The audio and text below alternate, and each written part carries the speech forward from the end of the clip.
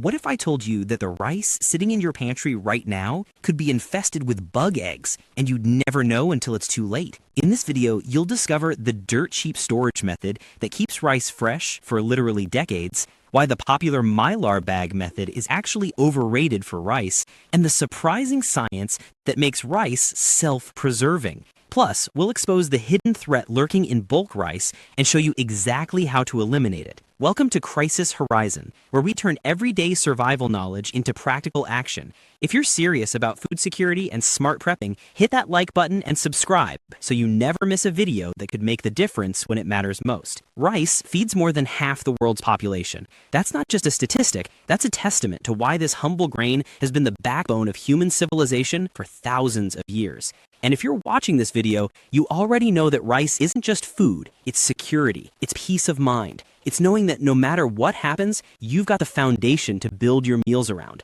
Let's talk about why rice absolutely dominates when it comes to long-term food storage. First, there's the price. Rice is hands down one of the cheapest sources of calories you can buy. We're talking pennies per serving. When you're stocking up for the long haul, whether it's for emergencies or just smart budgeting, rice gives you more bang for your buck than almost anything else in the grocery store. But it's not just about being cheap. Rice has this incredible shelf life that most other foods can only dream about. We're not talking months here, we're talking years, decades even. When stored correctly, white rice can outlast most of the canned goods in your pantry, and it takes less space doing it. Then there's versatility. You can eat rice with breakfast, lunch, and dinner. It adapts to literally every cuisine on the planet. Simple steamed rice, fried rice loaded with vegetables and protein, rice bowls, risotto, congee, the list goes on forever. This isn't some bland survival food you'll choke down when times are tough. This is a legitimate staple that you'll actually want to eat. And here's the big one, energy. Rice is packed with carbohydrates,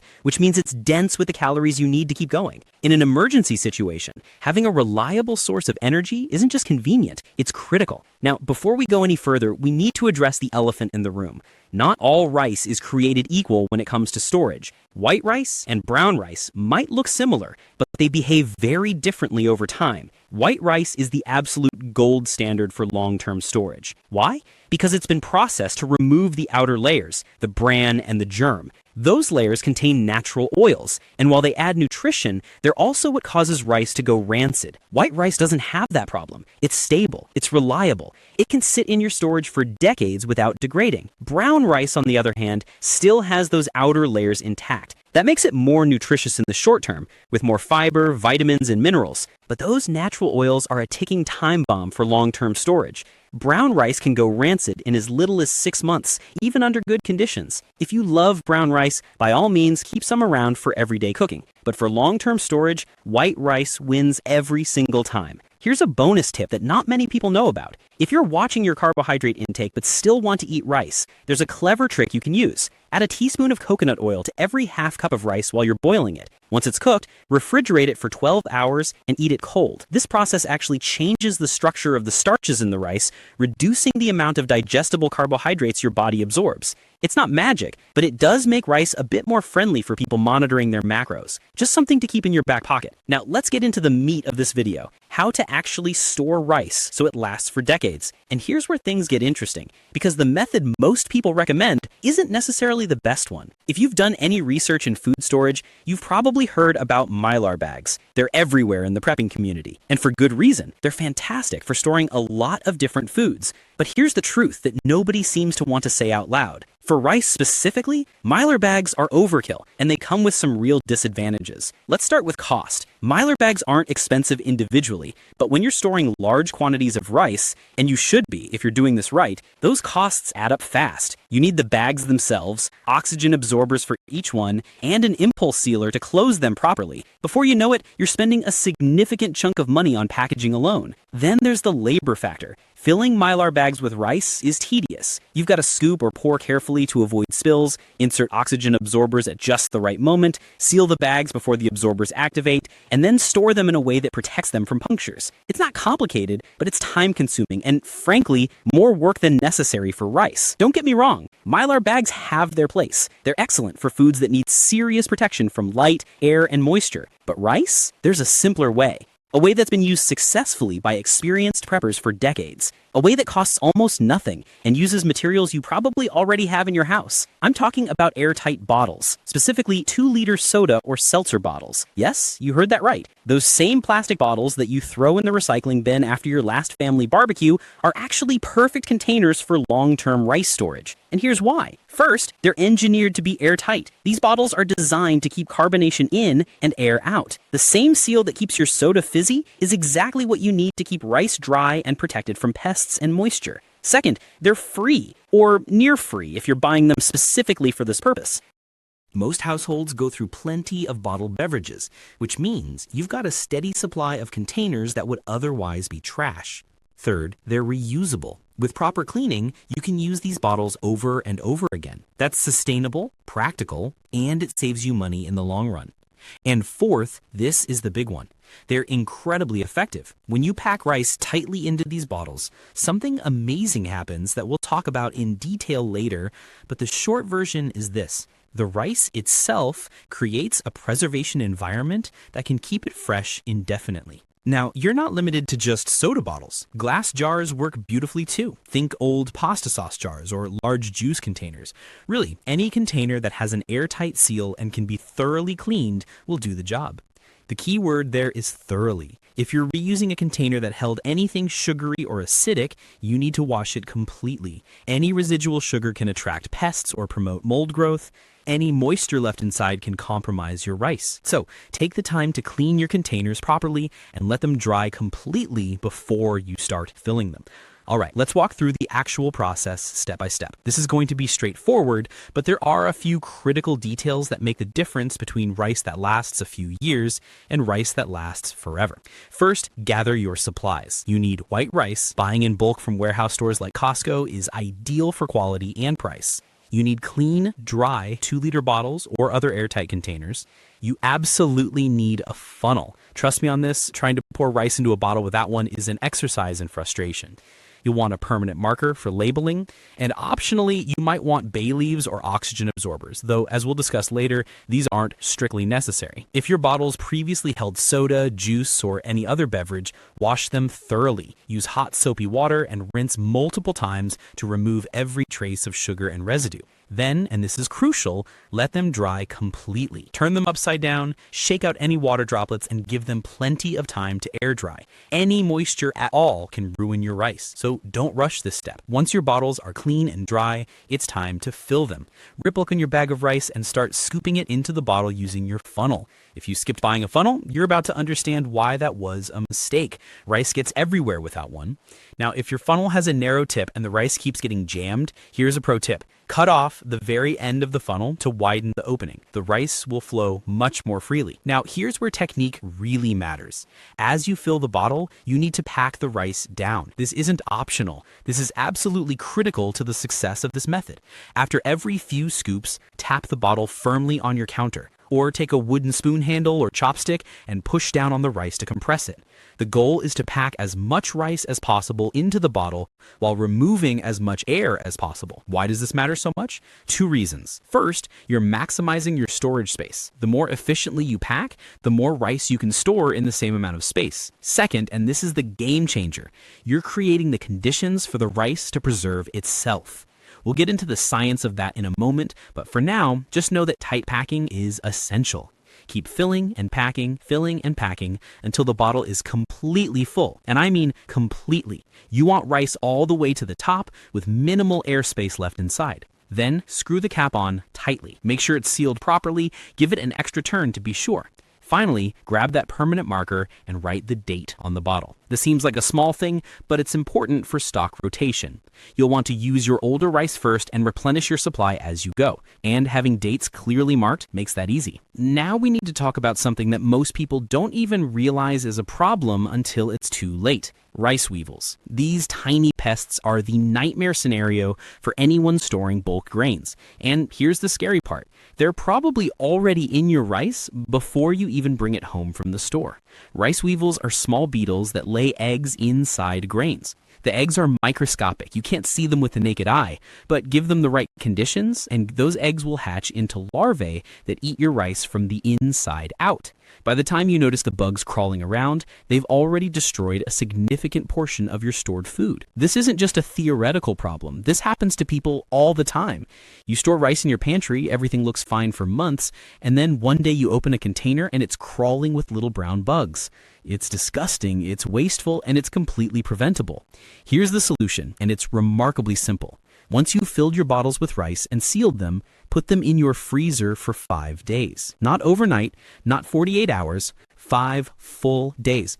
The cold temperature kills any eggs or larvae that might be present in the rice. Some people say 24 to 48 hours is enough, and maybe it is, but 5 days is the surefire method. You're not just chilling the eggs, you're making absolutely certain that nothing survives. After 5 days, you can take the bottles out of the freezer and move them to your regular storage location. The weevil problem is solved permanently. Now, some people like to add bay leaves to their rice containers as an extra layer of protection. Bay leaves have a scent that supposedly repels insects. Will it hurt? No. Is it necessary if you've already frozen your rice? Also no. But if it gives you peace of mind, go ahead and toss a couple of bay leaves into each bottle before you seal it. Now, here's where things get really interesting.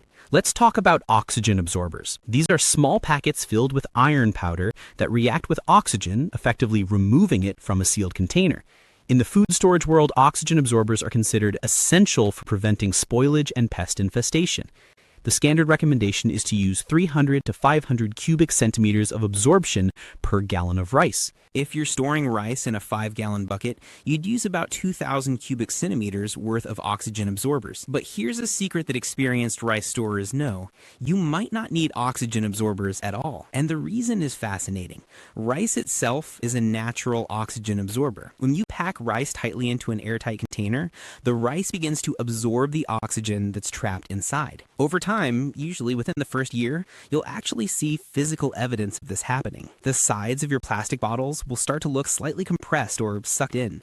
The bottle will feel firmer, almost vacuum sealed. That's the rice doing its job. As it absorbs the oxygen, it creates an environment inside the container where pests can't survive and spoilage can't occur. It's a self-preserving system, and it happens automatically when you've packed your rice tightly enough. Does this mean you should never use oxygen absorbers with rice? Not necessarily. If you want that extra insurance, go ahead and use them. They won't hurt anything, and they'll speed up the process of removing oxygen from the container. But if you're trying to keep costs down, or if you simply don't have oxygen absorbers on hand, you can skip them entirely and still achieve excellent long-term storage, as long as you've packed your rice tightly. This is one of those pieces of practical knowledge that only comes from years of experience. The prepping books will tell you to use oxygen absorbers, but the people who've been storing rice in bottles for decades will tell you that it's optional at best. So here's the bottom line on preservation. Freeze your filled bottles for 5 days to kill any pest eggs. Pack your rice tightly to minimize air and let the rice absorb oxygen naturally. Store in a cool, dark, dry location.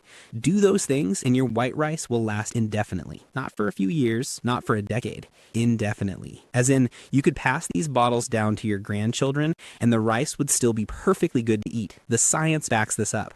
Rice doesn't spoil in the traditional sense like meat or dairy. There's no biological process happening inside that grain. The only things that can ruin rice are moisture, which causes mold, oxygen, which can lead to oxidation over very long periods, and pests, which physically damage and contaminate the grain. Remove those 3 threats, and rice simply doesn't go bad. Location matters more than you think it might. You want to store your rice bottles in a cool, dark place. Heat and light can accelerate degradation even if it takes years to become noticeable. A basement is ideal. A pantry works well. Even a closet in an interior room of your house is fine. What you want to avoid is anywhere with high humidity, like a garage in a humid climate, or anywhere with significant temperature swings. Label everything clearly and practice first in, first out rotation. Use the oldest rice first, and as you empty bottles, refill them with fresh rice. This keeps your supply constantly renewed and ensures you're always working with rice that's in optimal condition. Every few months, do a quick visual check of your bottles. Look for any signs of pests, moisture, or damage to the containers. If you see condensation inside a bottle, that's a red flag. Moisture got in somehow, and that rice needs to be discarded immediately. If you spot bugs or larvae, freeze the affected bottle for 5 days before discarding the rice, and then clean the container thoroughly before reusing it. If rice develops any kind of off odor, sour, musty, or just strange, err on the side of caution and throw it out. Rice should smell neutral or very slightly starchy. That's it. But if you follow the method we've outlined, clean, dry containers, tightly packed rice, frozen for 5 days, stored in a cool, dark place, the odds of encountering any problems are incredibly low. This method has been proven over and over again by people who've been doing it for decades. It works. Think about what this means practically. You can buy rice in bulk when it's on sale, store it using materials that cost almost nothing, and have a reliable food source that will be there for you 10, 20, even 30 years down the line. You're not depending on rotating stock every few months. You're not worrying about freezer space for long-term storage.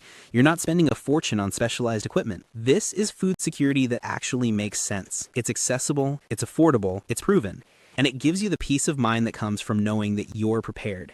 Rice stored this way is ready whenever you need it. For everyday meals, steamed rice, fried rice, rice bowls, whatever your family loves. For emergency preparedness, when having shelf-stable, high-calorie food could make all the difference. For budget-conscious cooking, because buying and storing rice in bulk saves serious money over time compared to buying small packages at regular grocery prices. This isn't just about doomsday prepping or disaster scenarios. This is about smart household management. This is about taking control of your food supply and knowing that you've got a foundation to build on no matter what life throws at you. So next time you're at the warehouse club, don't hesitate to pick up that 25-pound bag of rice. Better yet, grab 2 or 3. Clean out those soda bottles you've been recycling, spend an afternoon filling and packing them properly, stick them in the freezer for 5 days, and store them away in your pantry or basement. And breathe a little easier, knowing that you've just invested in your future with one of the simplest, most cost-effective food storage methods ever devised. Rice is more than just a side dish. It's security, it's flexibility, it's peace of mind. And now you know exactly how to store it so it'll be there when you need it, whether that's next month or 30 years from now. If you found this video valuable, hit that like button and subscribe to Crisis Horizon for more practical survival knowledge that you can actually use. Drop a comment below and let us know. Are you already storing rice this way, or are you going to give it a try? We'd love to hear about your experience. Stay prepared, stay smart, and we'll see you in the next video.